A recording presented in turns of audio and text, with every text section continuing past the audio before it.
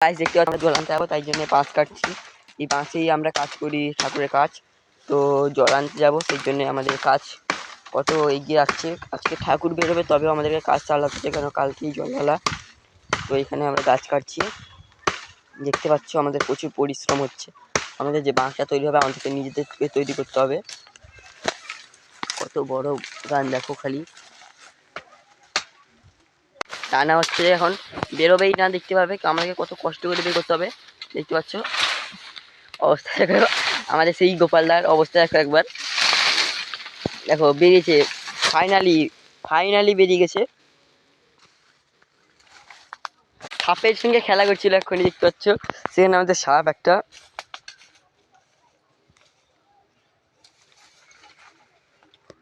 আমাদের এই বাঁশ কাটা চলছে, সাপটা তো এখনো যায়নি, তবে আমাদের ভয় ভয় কাজ করতে হচ্ছে, বুঝতে পারছো এত ভয়ঙ্কর জায়গা। দেখতে পাচ্ছ আমাদের এখানে পরিষ্কার করা চলছে।